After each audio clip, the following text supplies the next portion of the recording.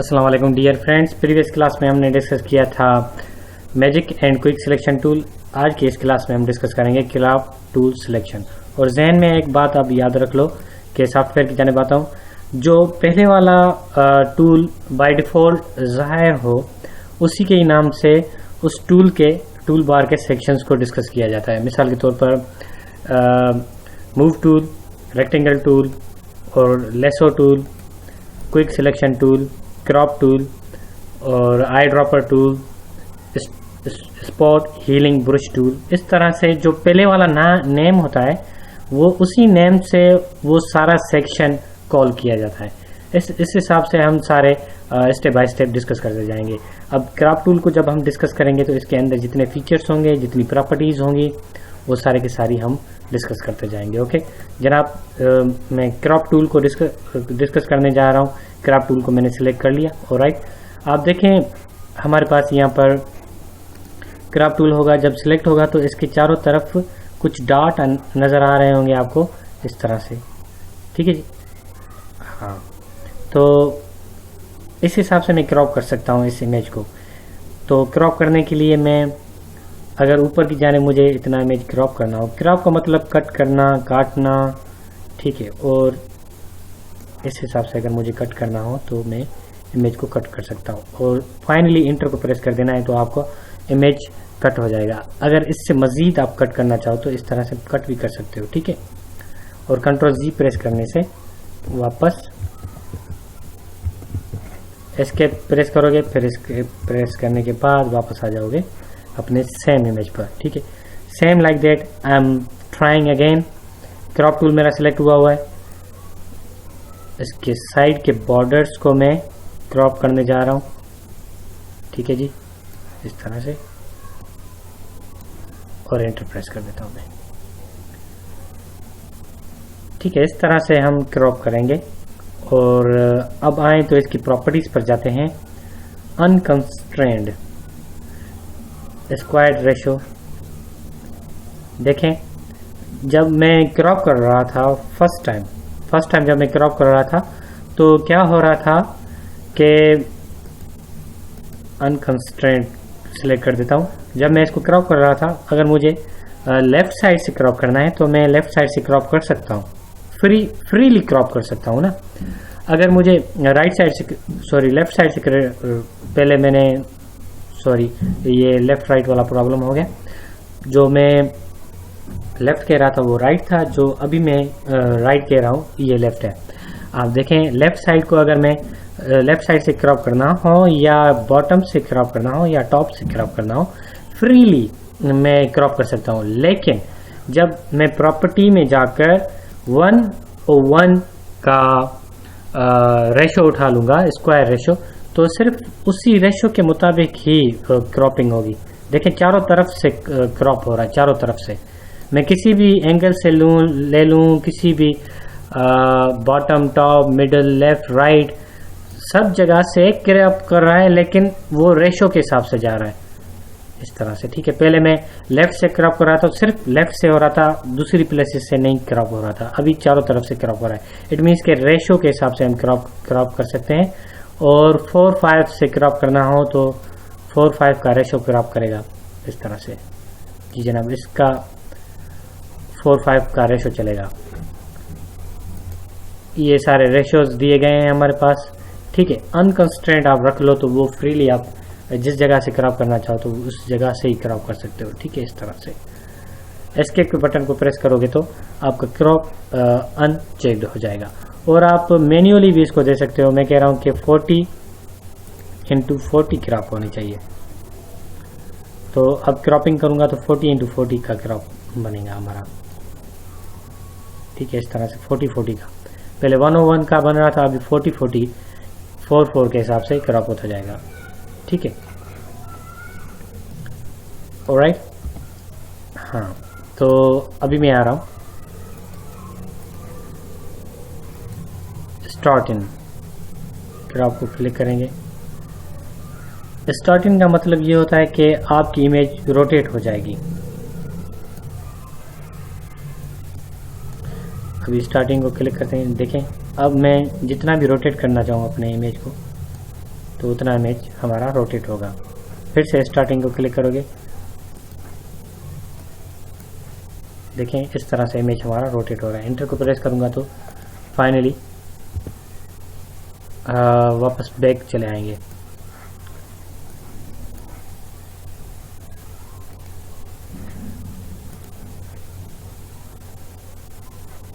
Crop it, इस तरह से क्रॉप करेगा।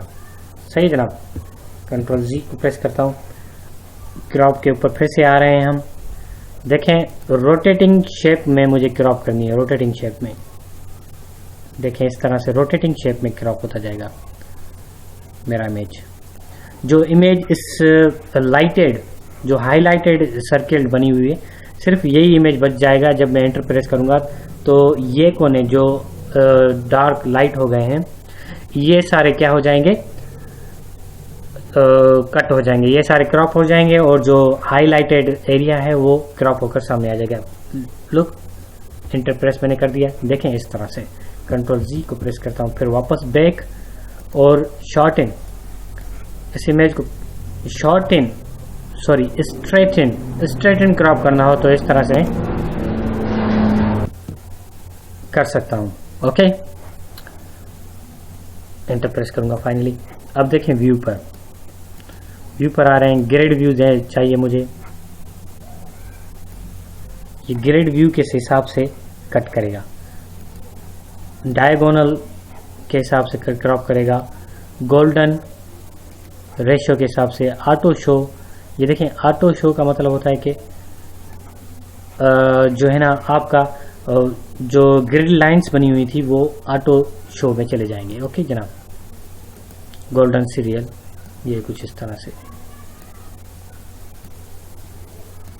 ठीक है जी, ये कुछ व्यूज़ हैं। आप रूल थर्ड आप यूज़ कर लो तो ये बेस्ट रहेगा, क्योंकि रूलर के हिसाब से, साइज़ के हिसाब से क्रॉप करेगा ना, तो ये बेस्ट रहेगा आपके लिए।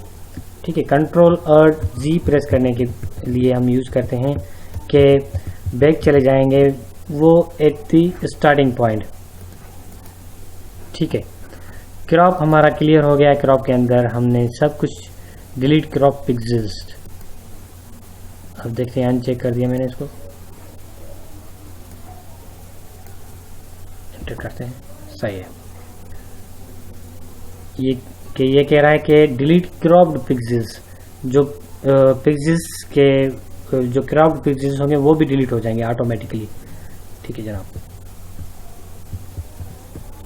ओके, सेटिंग पे आते हैं। ये सेटिंग यही रहने दो, बाय डिफ़ॉल्ट हमें सेटिंग दी हुई है, एक्सीलेंट रहेगी ये आपके लिए भी, तो आप यही सेलेक्ट रहने दो। Auto centre preview, show preview, enable preview वगैरह वगैरह, मैच कर्व, सारे ये आप ये रख देने हैं आपको।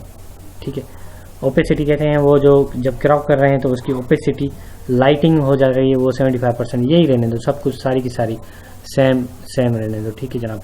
आए तो हाँ, पर्सपेक्टिव क्रॉप टूल, अब हम पर्सपेक्टिव क्रॉप टूल पर आ रहे हैं। ओके के बटन पर क्लिक कर रहा हूँ तो मैंने सेलेक्ट कर दिया। अब देखें मुझे इस हिसाब से क्रॉप करनी है तो एंटर करूँगा। ये देखें जनाब, इस हिसाब से क्रॉपिंग हो गई। देखा, ये पर्सपेक्टिव क्रॉपिंग का थोड़ा अलग ही अंदाज है क्रॉप करने का। आप मोड़ कर भी क्रॉप कर सकते हो अपने इमेज को। किसी मैविश के पास आ जाते हैं, अभी मैविश को थोड़ा सा मोड़ कर क्रॉप कर लेते हैं हम। एंटर कर दें तो ये इस तरह से क्रॉप तो हो जाएगा, लेकिन मैं इसको थोड़ा सा मोड़ूंगा, अभी मोड़ूंगा और जी अभी एंटर करते हैं। देखें ये मुड़ कर क्रॉप हो गया। ये बेहतरीन और एक्सीलेंट टूल माना जाता है क्रॉपिंग के लिए, पर्सपेक्टिव क्रॉप टूल। ठीक है, एक्सीलेंट क्रॉप टूल है, इसके अलावा एक्सीलेंट क्रॉप टूल हो ही नहीं सकता। वही विड्थ है ना, हाइट के हिसाब से अगर आप क्रॉप करना चाहो तो वो कर सकते हो। रेजोल्यूशन कितना होना चाहिए, पिक्सेल्स पर inch. Okay, front image clear, ये सारे फीचर्स अभी हम डिस्कस करेंगे। देखें अभी विड्थ के हिसाब से मुझे क्रॉप करनी है।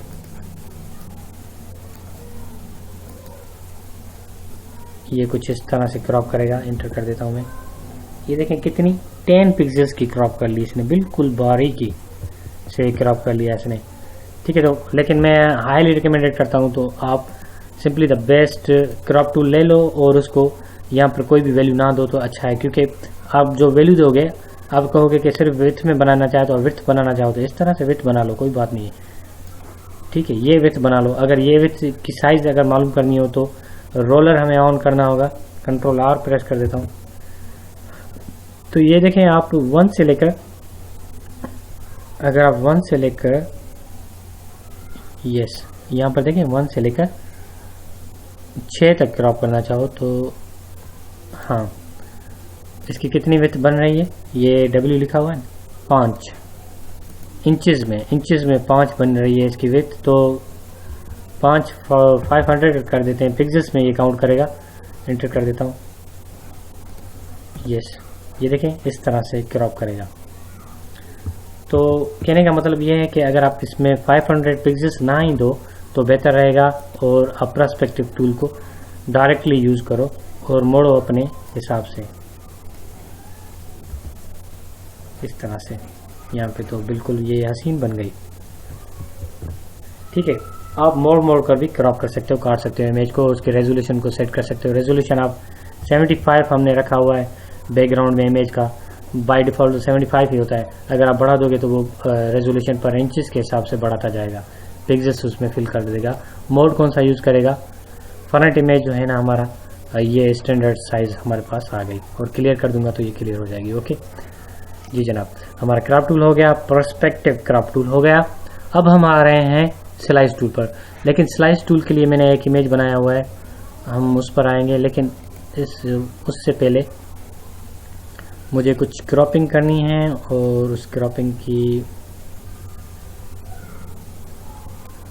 जी एंटर कर देता हूँ। ये इमेज जो मैंने क्रॉप कर इसको सेव एज करता हूँ क्लास के हिसाब से। क्लास आज हमारी चल रही है 8।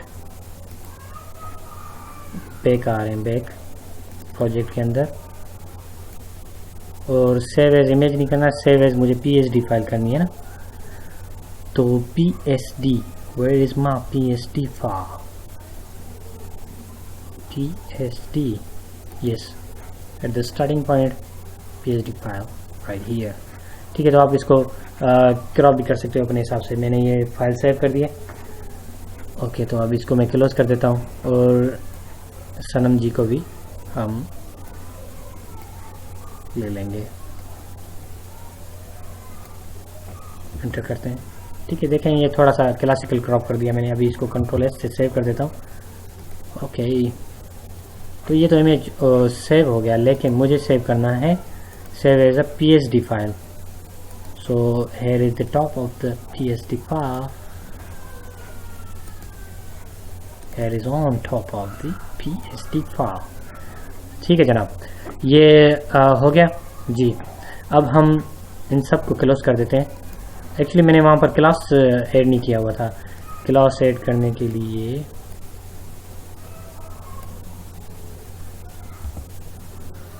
ये देखा क्रॉप करने का स्टाइल। इसको अभी मैं क्लास के हिसाब से सेव करूँगा। क्लास 9th क्लास है हमारी। ठीक है, तो इसको PSD फाइल के हिसाब से मैं सेव करूँगा। प्रोजेक्ट के अंदर सेव होगी फाइल। यस, अब हम स्लाइस टूल को डिस्कस करने जा रहे हैं। तो इसके लिए मैंने एक इमेज डेस्कटॉप पे रखा हुआ है, वो इमेज में अपने प्रोजेक्ट के अंदर भी रख लूँगा, लेकिन फ़िलहाल ये जी ये इमेज है हमारे पास। ये इमेज में अपने where is my image copy कर लेता हूँ या इससे ले लेता हूँ। मॉडल्स पर आकर मैं इसको रख देता हूँ। ये इमेज में रख रहा हूँ यहाँ पर। देखें, स्लाइस टूल हम अप्लाई करने जा रहे हैं। तो स्लाइस टूल का फ़वाइद आप पहचान लें। ये जो वेबसाइट्स के टेम्पलेट्स होते हैं हमारे पास, उनको हम स्लाइस करते जाते हैं। जैसा कि मैं एक्सपर्ट ग्रुप की स्लाइस ले लूँगा। एक्सपर्ट ग्रुप की स्लाइस लेने के बाद ये मेन्यू की स्लाइस ले लूँगा। मेन्यू के बाद ये जो स्लाइड बनी हुई है इसकी स्लाइस कर लूँगा। और बस फिलहाल यही करेंगे हम। देखें मैं आ रहा हूँ स्लाइस टूल पर। स्लाइस टूल पर आप देखो मैंने एक स्लाइस ले लिया और दूसरे स्लाइस भी मैं लेता जाऊंगा। ठीक है, ये मेन्यू बार के स्लाइसेस कुछ हैं। एक स्लाइस मैं कर लेता हूँ, दूसरे स्लाइस आप खुद कर लीजिएगा। ये मेन्यू बार के स्लाइसेस देखें मैं इनको काट रहा हूँ। स्लाइस का मतलब होता है कि आपने वाटरमेलन देखा है, वाटरमेलन की स्लाइस बनती हैं, या मैंगो की स्लाइसेस आप देखें आपने मैंगो को जिस तरह से स्लाइस करते हैं उस तरह से मैंने ये वेबसाइट के टेम्पलेट को मैं करता जा रहा हूँ, इसके वेबसाइट के टेम्पलेट को स्लाइस करता जा रहा हूँ। अब देखें टोटल मैंने 1 2 3 4 5 6 7 8 10 13 के मैंने स्लाइस बना लिए हैं। अब देखें फाइल पर आ गया, मैं फाइल पर आ रहा हूँ और इस फाइल पर आकर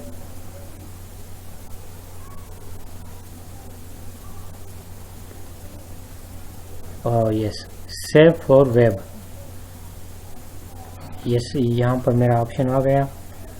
अब हम इसको डन करेंगे, लेकिन इसकी लोकेशन कहाँ रखेंगे, सेव कहाँ करेंगे, तो सबसे पहले मुझे इसकी लोकेशन सेट करनी होगी। Where is going to be save. Anyway मैं यहाँ पर डन कर देता हूँ। फिलहाल टाइप सेव के ऊपर आएंगे, मैं अपने प्रोजेक्ट पर आ जाऊँगा जहाँ पर ये प्रोजेक्ट पड़ा हुआ है। प्रोसेस के अंदर नहीं, उससे न्यू एडोब के अंदर फोटोशॉप के अंदर CS6। अब देखें यहाँ पर मैं स्लाइस के नाम से एक फोल्डर बना रहा हूँ,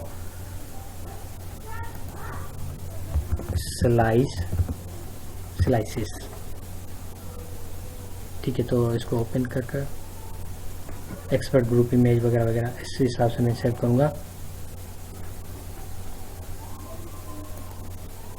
ठीक है, सेव करो। सही, ये क्रॉप होकर सेव होकर मेरे सामने आ गया। और जितनी भी हमने फाइल्स क्रॉप्स की थी वो सारी की सारी नहीं हुई, क्योंकि मैंने डन के ऊपर क्लिक नहीं किया था ना। स्लाइस करो, सेव फॉर वेब।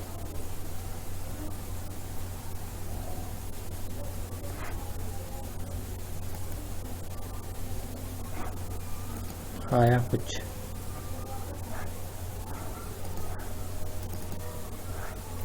नहीं हुआ। Save for web,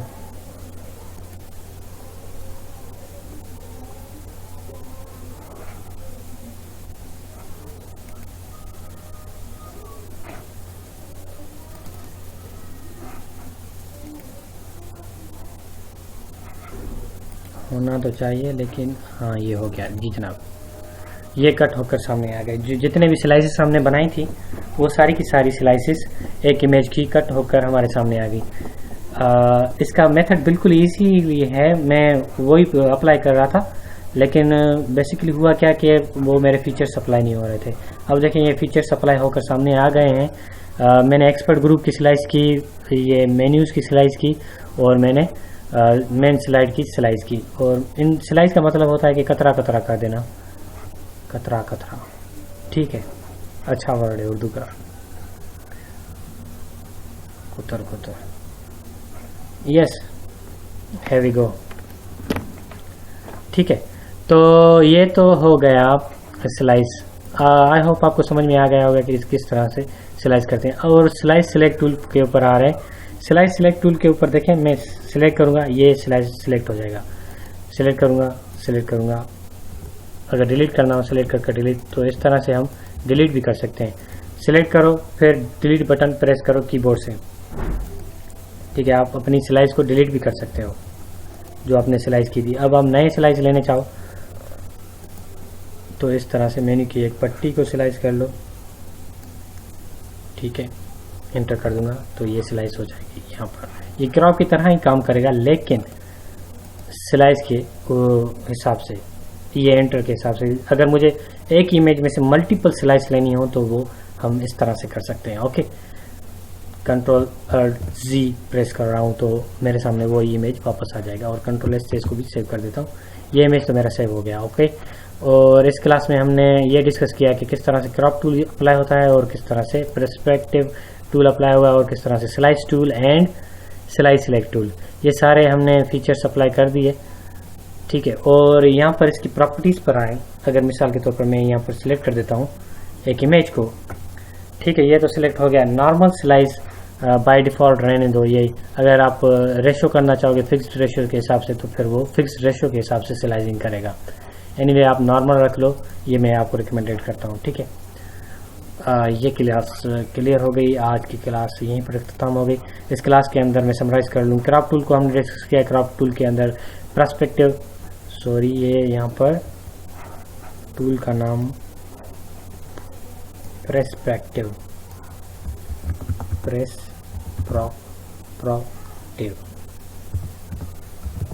miss spell होगी भी तो कोई बात नहीं। तो यहाँ पर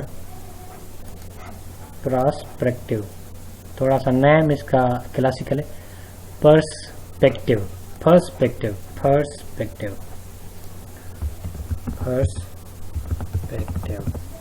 ये टूल है हमारे पास। ठीक है जनाब। ओके, हमने ये सारे के सारे डिस्कस कर लिए आज की इस क्लास में। मैं अपनी क्लास को यहीं पर अख्ताम करता हूँ। अपना ख्याल रखिएगा। अल्लाह हाफ़िज़।